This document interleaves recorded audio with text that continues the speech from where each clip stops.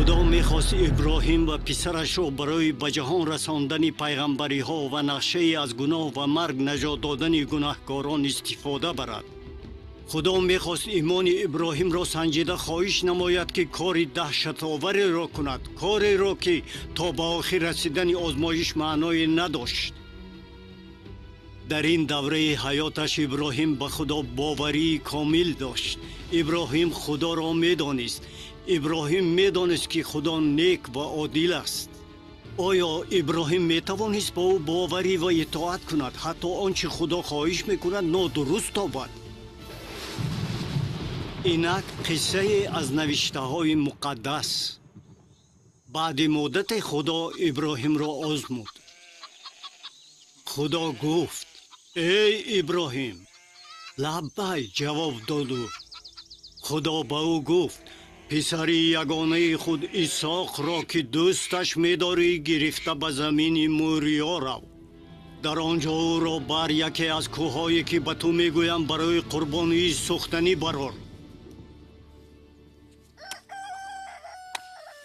و ابراهیم بامدادان برخسته خر خود را زین کرد. او دو غلام بچه و اسحاق پسرش را همراه خود گرفت. چون برای قربانی سوختنی هیزم شکست، برخسته سوی مکانی که خدا به او گفت روانه شد.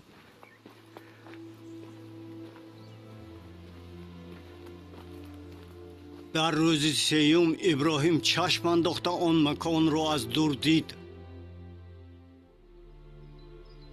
او به غلام بچگان گفت: شما در اینجا با خر مانید و من با پسر آنجا می رویم. ما در آنجا عبادت میکنیم و نزد شما بر میگردیم. ابراهیم هیزم قربانی سوختنی را گرفته بر پسرش اسحاق بار کرد. آتش و کارد را به دست گرفت. هنگامی که هر دو یک جای روانه شدند، اسحاق به پدر خود ابراهیم سخن رانده گفت: ای پدرم. لبیک پسرم، جواب داد ابراهیم. اسحاق گفت: اینک آتش و هیزم، پس برای قربانی کجاست؟ ابراهیم گفت: پسرم، خدا برای قربانی را برای خود حاضر می کند. و هر دو یک جای رفتن گرفتند.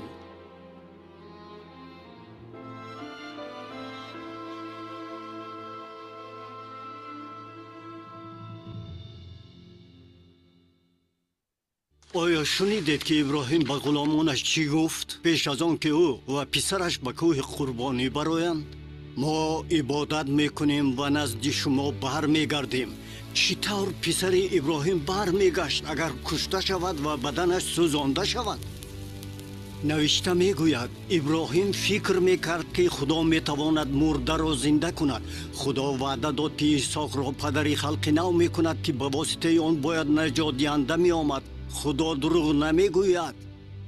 برای ابراهیم این کفایه بود. در این وقت اسحاق چه فکر میکرد؟ او میدانست که او گناه بوده، برای گناههایش سزاوار مردن است. نیز او میدانست که خدا عوض کننده را قبول میکند.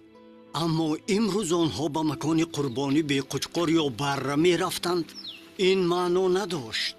اسحاق به پدرش گفت: اینک آتش و هیزم، پس برای قربانی سوختنی کجاست؟ ابراهیم جواب داد: خود خدا بره را برای قربانی سوختنی حاضر می کند پسرم. اکنون بیایید قصه را دوام دهیم. چون به محلی که خدا گفته بود رسیدند، ابراهیم در آنجا قربانگاه ساخت و هیزم را بر آن گذاشت. او پسرش اسحاق را بست و بر قربانگاه به بالای هیزم گذاشت. بعد او کارد را گرفت تا که پسرش را کشد. اما فرشته خدا از آسمان او را جیغ زده گفت: ابراهیم، ابراهیم. لبیک، جواب داد ابراهیم. با پسر دست نرسان، گفت او. با او چیزی نکن، زیرا اکنون دانستم که تو از خدا میترسی و پسر یگانه خود را از من دریغ نداشتی. ابراهیم و پسرش شادی میکردند. اما با قربانی که طلب کرده میشد چی شد؟